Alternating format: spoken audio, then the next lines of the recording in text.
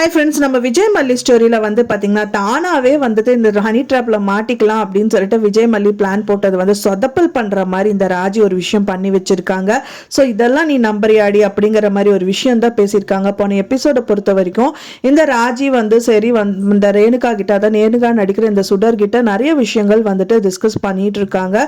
So மெயினாக வந்து Vijay and மல்லி விஷயமா தான் வந்து பண்ணிட்டு இருக்காங்க. மெயினாக அவங்க வந்துட்டு விஜயும் மல்லியும் பிளான் பண்ண மாதிரி தான் வந்து எல்லா விஷயங்களும் பண்ணிட்டு இருக்காங்க. ஆனா வந்து அவங்க ப்ராப்பரா பிளான் பண்ணல அப்படிங்கிற மாதிரி தான் தெரியுது. ஏன்னா வந்து பாத்தீங்கன்னா நார்மலா இப்ப இருக்கிற மாதிரியே நடந்துட்டு கொஞ்ச நாள் இருந்திருந்தா கூட பெரிய பிரச்சனையெல்லாம் ஒன்றும் இருக்காதுங்க. இமீடியட்டா வந்துட்டு அதாவது வந்து இவங்களுக்கு தெரியுதோ இல்லையோ, ஆனா ரத்த சொந்தமான இந்த ராஜிக்கு தெரியாமையா இருக்கும் அவங்க தம்பி எப்படி பிஹேவ் பண்ணுவாங்க அப்படின்னு சொல்லிட்டு ஸோ கரெக்டான ஆளை தான் வந்துட்டு இவங்க செட்டு சேர்த்திருக்காங்கன்னு சொல்லலாம். இந்த ரகு சரி, இந்த சுடரும் சரி. ஸோ இந்த ராஜியே வந்துட்டு அவங்க தம்பிக்கு வந்து குளிப்பு தோன்ற மாதிரி இந்த விஷயம் பண்றது வந்து பார்க்கறதுக்கு வந்து பிடிக்கல அப்படின்னே சொல்லலாம்.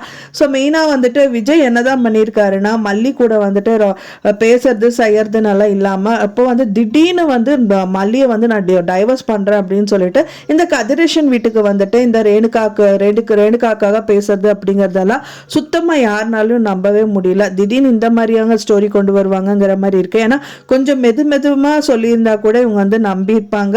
ஆனால் டக்குன்னு வந்து பார்த்தீங்கன்னா எனக்கு மல்லியை பிடிக்கல, அவள் பேசுகிற விதம் பிடிக்கல, அவ என்னமோ அவளோட வாழ்க்கை தான் அவளுக்கு முக்கியம்னு சொல்றா, நீ தான் முதல் வந்த அப்படி இப்படின்னு சொல்லிட்டெல்லாம் வந்து பேச ஆரம்பிக்கிறாரு.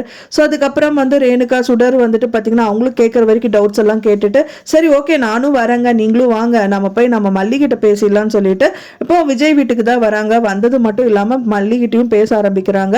மல்லி நீ என்னமோ இப்படியெல்லாம் சொன்னியாம்மா, இந்த மாதிரி விஷயங்கள்லாம் நடந்ததாம்மா, ஆனால் எனக்கு இதெல்லாம் பிடிக்கல, நம்ம எல்லாரும் 4 பேர் சேர்ந்து ஒன்றா இருக்கிறதா எனக்கு பிடிச்சிருக்கு, வா நம்ம எல்லாரும் சேர்ந்து ஒன்றாவே இருக்கலாம் அப்படிங்கிற மாதிரி வந்து பெருசா உத்தமி மாதிரி தான் இவங்களும் பேசுறாங்க.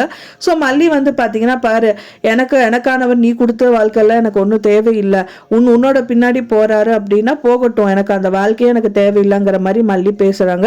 ஸோ விஜயும் வந்து பார்த்தீங்கன்னா அதுக்கு தகுந்த மாதிரி அவங்களும் வந்து சிங்சாங் போட்டுட்டு இருக்காங்க அப்படின்னே சொல்லலாம். ஸோ இந்த மாதிரி எல்லாம் நடந்துட்டு இருக்கு. அதுக்கப்புறமா வந்து பார்த்தீங்கன்னா ரகு கிட்ட மேட்டர் போகுது அப்படின்னு சொல்லலாம். சொன்னதே இந்த ராஜி தான் அப்படிங்கிறது நல்லாவே தெரிய வருது. ஏன்னா ரகு கிட்ட போனதுனால ரகுக்கு ட்ராப் போட்டு போலீஸ் பார்த்துட்டு இருக்காங்கனால அவ்வளோ சீக்கிரமா நான் வந்துட்டு அடிக்கடி முதல் மாதிரி உனக்கு சப்போர்ட் பண்ண முடியாது, ஸோ அதனால வந்து நான் சொல்றது கேட்டுக்கோன்னு சொல்லிட்டு ஒரு கார்க்குள்ள வந்து இந்த சுடரை வர சொல்லி பேசிட்டு இருக்காங்க.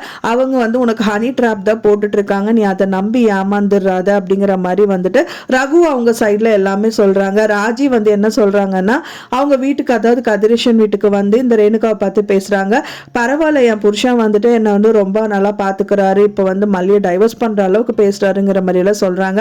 அட பாவி, இதெல்லாம் நீ நம்பிட்டு இருக்கே, இதுக்கு மேலேயே நிறைய வந்து பார்த்துருக்கேன்டி நான், இதெல்லாம் வந்துட்டு பார்த்தோன்னே நம்புற மாதிரியா இருக்கு. என் தம்பி முதல் வந்து மல்லியெல்லாம் போட்டு கத்து நல்லா கத்துற ஆளே கிடையாது. அவங்க வீட்டுக்குள்ள எத்தனை பேர் இருந்தாலும் அவங்களோட ரொமான்ஸ் வந்து குறையவே குறையாது.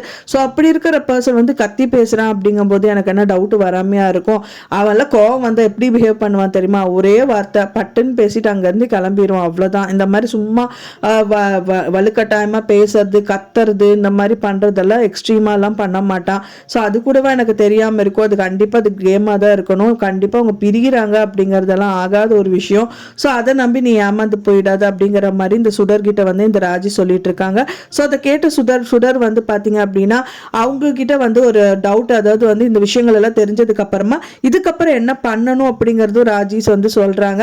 சரி ஓகே, விஜய் நைட்டு இங்க வரேன்னு தானே சொல்லியிருக்காரு அப்படிங்கிற மாதிரி கேட்குறாங்க. ஆமா அப்படிங்கும்போது சரி ஓகே, அப்போ அவங்ககிட்ட ரொமான்டிக்கா வந்து மூவ் பண்ணு, ஸோ இதுலயே தெரிஞ்சிடும் அவன் வந்து உங்ககிட்ட உண்மையா இருக்கானா இல்லை மல்லி கிட்ட உண்மையா இருக்கானான்னு தெரிஞ்சிருங்கிற மாதிரி சொல்றாங்க.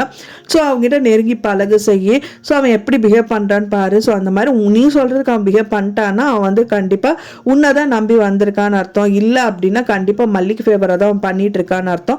ஸோ ரெண்டுல ஒன்று நமக்கு தெரிஞ்சிடும், நீ நைட்டை எனக்கு கால் பண்ணி சொல்லுன்னு சொல்லிட்டு அங்கேருந்து கிளம்பி போயிடுறாங்க.